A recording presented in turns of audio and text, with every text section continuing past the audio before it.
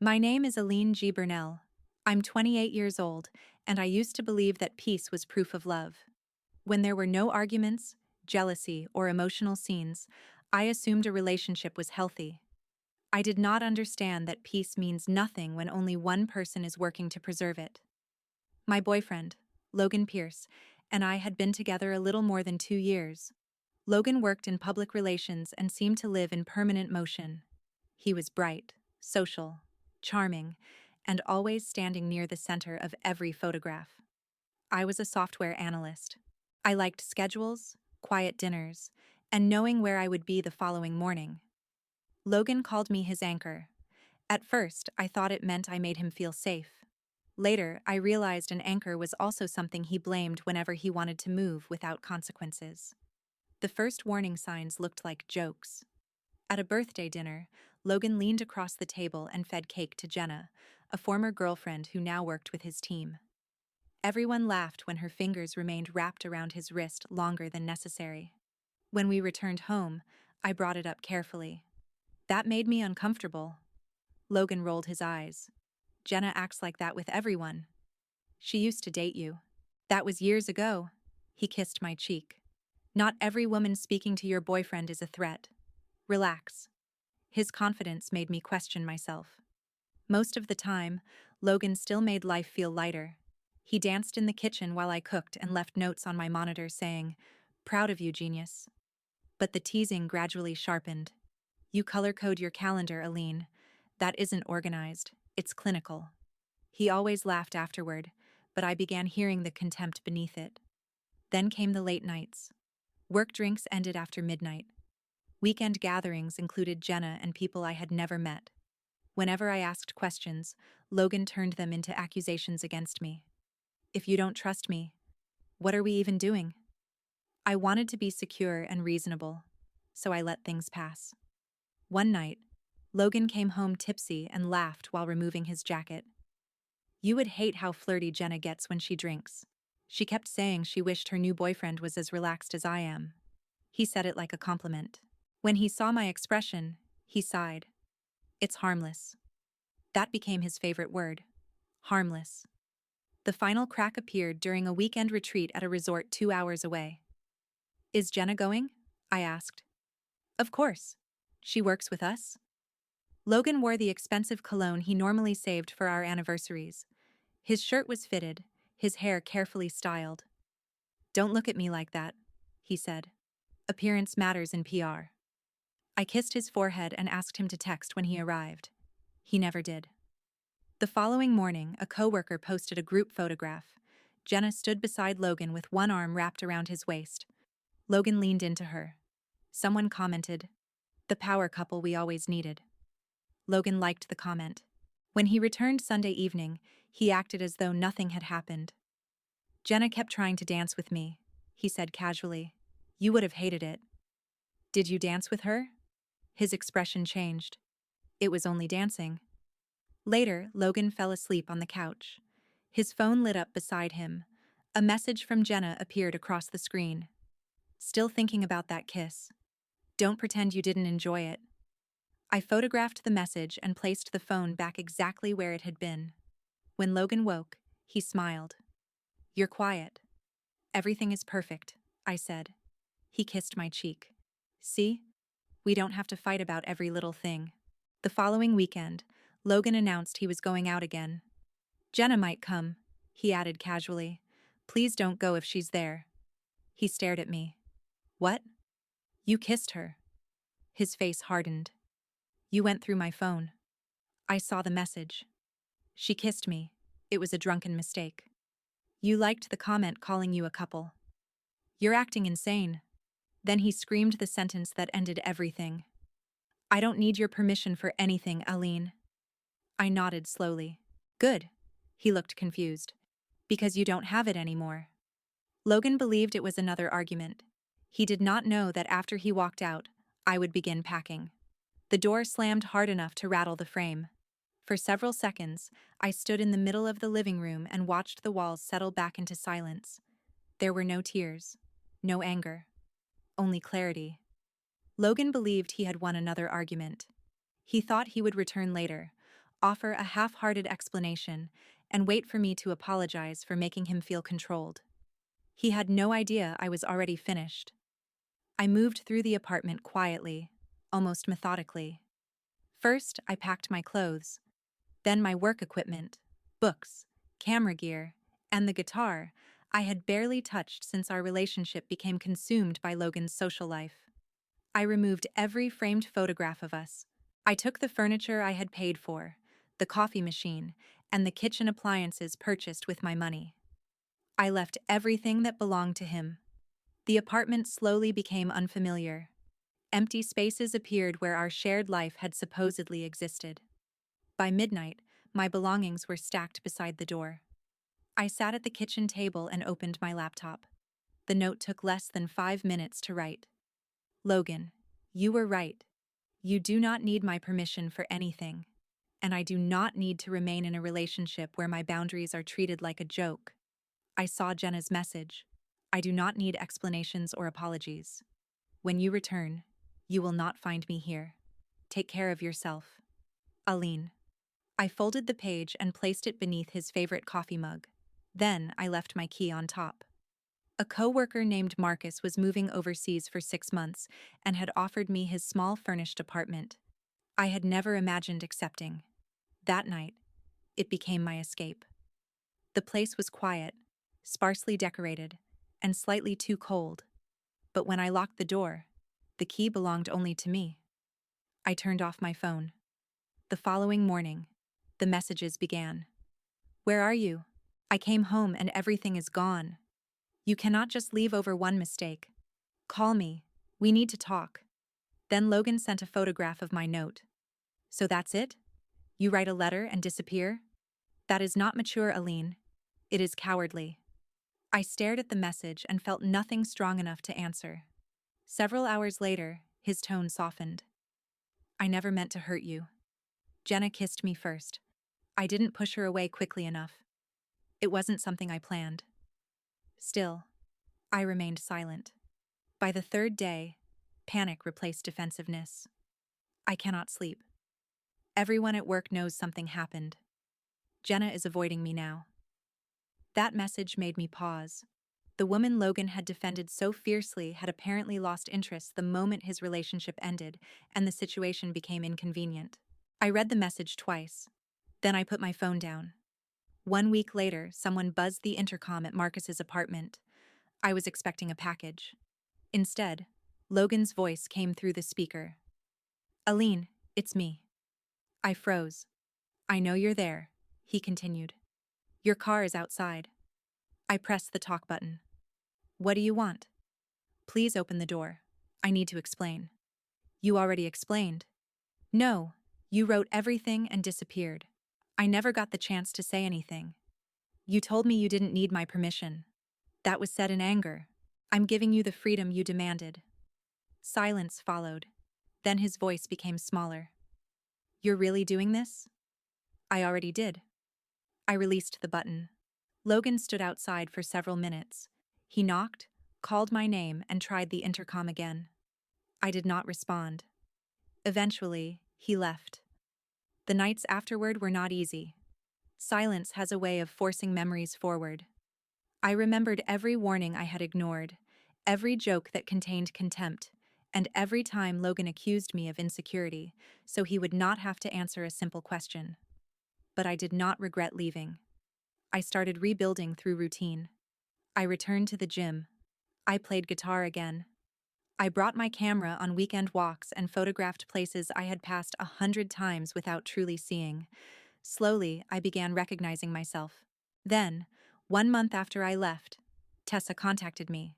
She worked with Logan and Jenna. Her message contained only one warning. You probably escaped something worse than you realize. Within days, the rest reached me through mutual friends. Jenna had publicly rejected Logan at the office. She told coworkers she had never wanted a serious relationship and said Logan had misunderstood one drunken weekend. Soon after, she began dating another man from their department. Screenshots circulated. The resort photograph resurfaced. The same power couple joke Logan had enjoyed became something people whispered about when he entered a room. He had risked our relationship for a woman who would not even admit she had chosen him. And while his world began collapsing, mine was finally becoming peaceful. 6 weeks after I left, Logan sent another message. I understand now. I read it while sitting at my desk during lunch. 10 minutes later, another arrived. You were patient with me. I thought you were controlling, but you were trying to protect what we had. Then came the real request. Can we meet for coffee? Just once. I won't make excuses. I locked my phone and returned to work. That evening, he called twice. I let both calls ring. A voice message appeared. I know you probably heard what happened with Jenna. Everyone knows. I look like an idiot, Aline. She told me I was too needy after acting like she wanted me. I wish I had listened to you. The irony was almost too perfect. Logan had accused me of jealousy whenever I asked for basic respect. Now the woman he had defended was using his attachment as evidence that something was wrong with him. I did not respond. 2 hours later, another message appeared. I miss how calm everything was with you. I miss feeling safe. He did not say he missed me. He missed the comfort I created.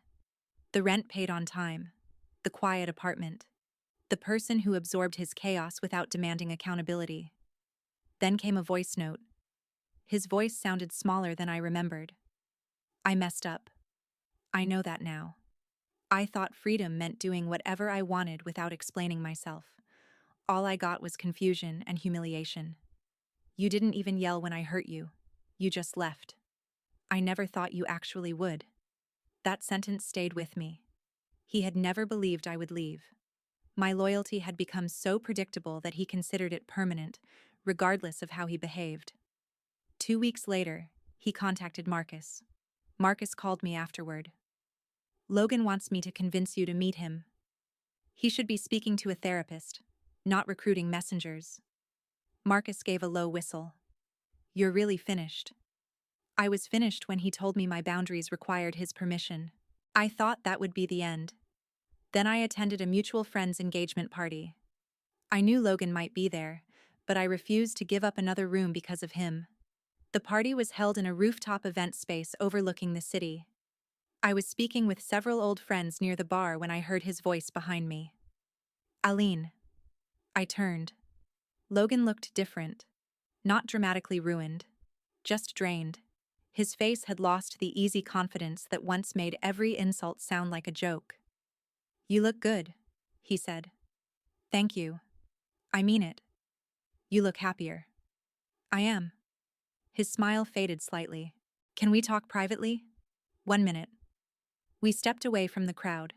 Logan rubbed one hand across the back of his neck. I'm sorry. I waited. For Jenna. For the lies. For making you feel like your concerns were ridiculous. That's more honest than anything you said before. I thought I was proving I was independent. You thought independence meant nobody could question you. He nodded. I destroyed the only stable thing in my life. There it was again. Stable. Safe. Calm. All the qualities he had once treated like flaws. You didn't deserve any of it, he continued. I was selfish. Are you finished? His eyes widened. I suppose. I forgave you weeks ago. Hope appeared on his face. Then I continued. Not because I want you back. I forgave you because carrying anger would keep me tied to you. His expression collapsed. So that's it? Yes. You don't feel anything? I feel free. Logan looked toward the party behind us. Jenna used me. She made her choices. You made yours. I was wrong about you.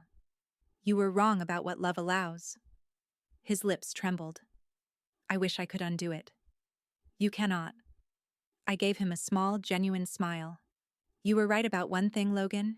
You never needed my permission, but freedom includes living with what happens after your choices. Then I walked away. I believed that was the last time I would see him. For several months, it almost was.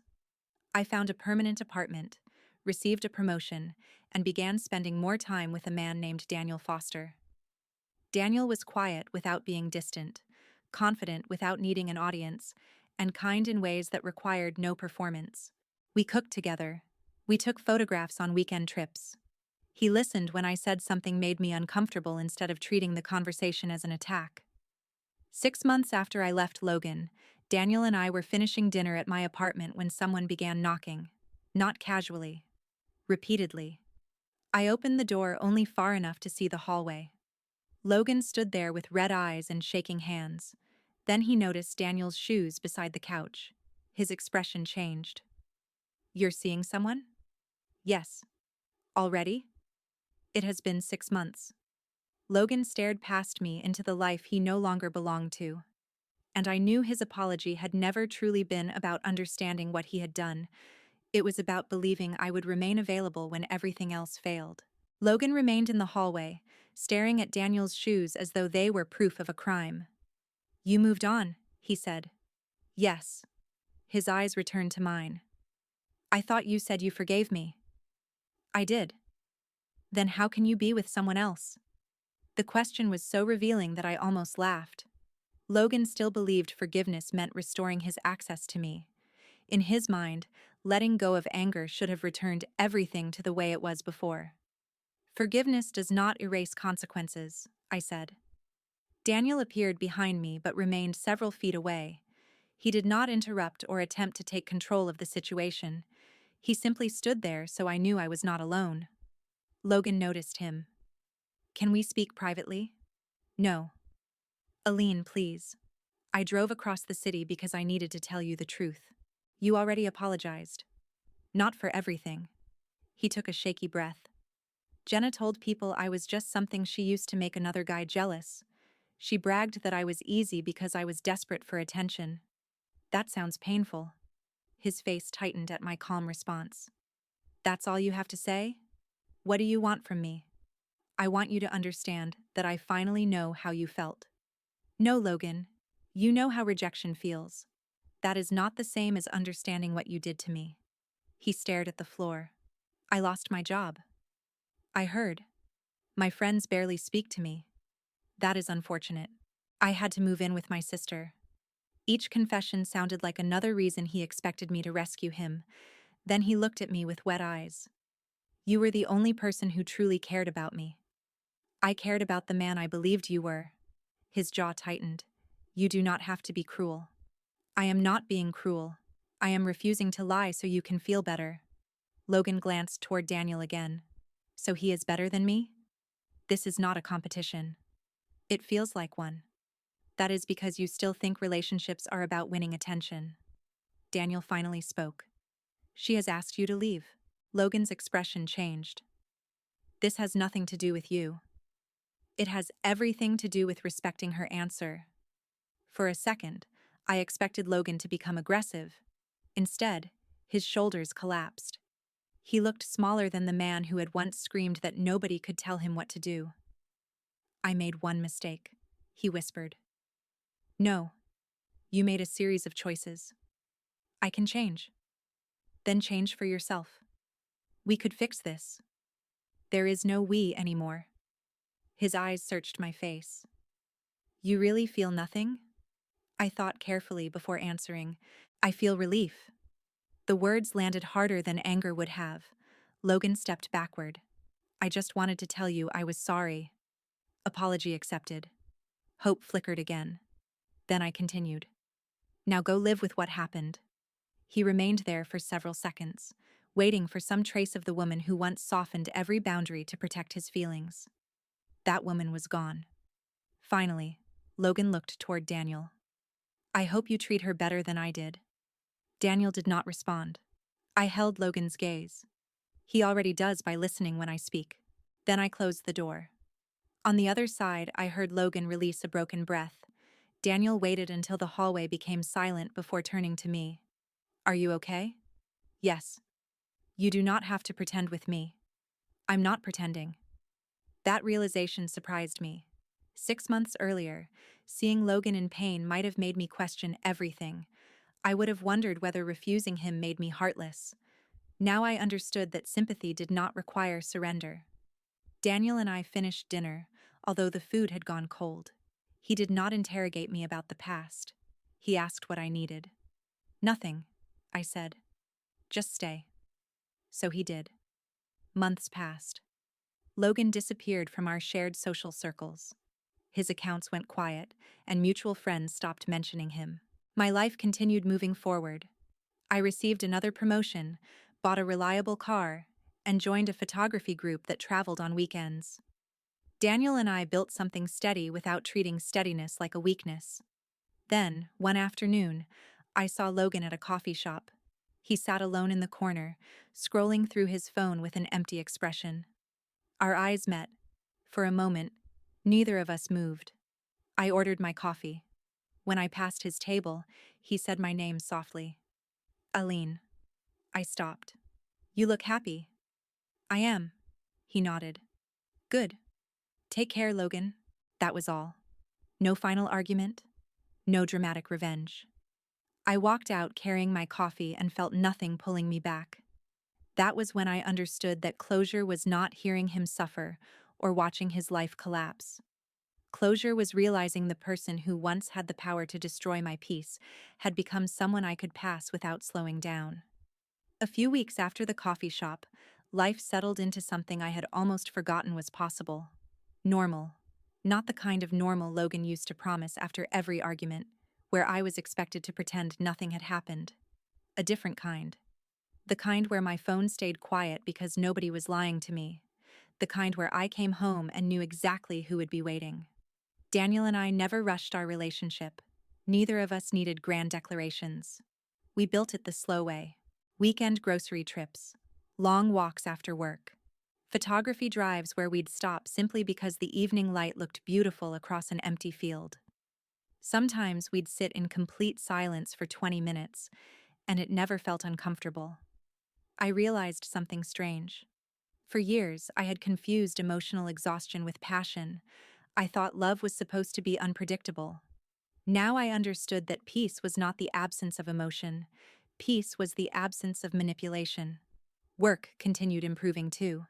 The promotion I accepted after leaving Logan opened doors I never imagined. I was trusted with larger projects, mentored younger developers, and eventually led a team of my own. One afternoon, my manager smiled across the conference table. You've become one of the most dependable people in this department. Months earlier, hearing the word dependable would have reminded me of Logan's criticism. Now, it sounded like respect. I bought a newer car. I renewed my apartment lease. Daniel and I began talking, not about marriage or forever, but about future possibilities. Not because either of us felt pressure, because neither of us was afraid anymore. Occasionally, mutual friends mentioned Logan. Apparently, he drifted through temporary jobs before finding stable work again. He rarely attended social gatherings. The loud, attention-seeking man everyone remembered had become quiet. One friend told me he stopped drinking. Another said he apologized to several people he had hurt. I hoped it was true. Not because I wanted him back, because becoming a better person is worthwhile, even if the people you hurt never return. One evening, Daniel asked a question I had never expected. If Logan had never cheated, do you think we'd have met? I smiled. Probably not. Do you ever wish it had happened differently? I thought for a long moment. I wish I had trusted myself sooner. He waited. I ignored my instincts because I was afraid speaking up would make me controlling. I kept shrinking my own boundaries until there was almost nothing left. Daniel reached across the table and took my hand. You don't do that anymore. No. And you never will. He was right. The biggest thing I gained wasn't a healthier relationship. It was my own voice. Months later, I found the old note I had left beneath Logan's coffee mug while organizing storage boxes. The joke's over, so are we. I smiled at the handwriting. At the time, those words felt like survival. Now, they felt like gratitude. Not gratitude for the betrayal. Gratitude that I finally respected myself enough to walk away. People sometimes ask whether I believe in karma. I don't know. What I believe is simpler. People eventually live inside the consequences of the choices they repeat. Logan repeatedly chose excitement over honesty. I repeatedly chose silence over my own instincts. Both of us paid for those choices. The difference was that one of us learned from them. If I could speak to the woman I was before all of this, the one who kept accepting "you're overreacting" as an answer whenever something hurt her, I would tell her only one thing. Your boundaries are not permission slips someone else gets to approve. The right person will never make you feel guilty for asking for respect. The right person will never call your loyalty boring. The right person will never expect your love to survive their dishonesty. Today, my apartment feels like home. My work feels meaningful. My relationship feels safe. And when I think about Logan, I don't think about the affair anymore. I think about the moment he shouted, "I don't need your permission for anything." He was right. He didn't. Just as I didn't need his permission to leave. And leaving became the healthiest decision I have ever made. Sometimes people expect revenge stories to end with the other person losing everything. Mine didn't. It ended with me gaining everything I had been missing: my confidence, my peace, my future. And once you have those, there is nothing left worth going back for.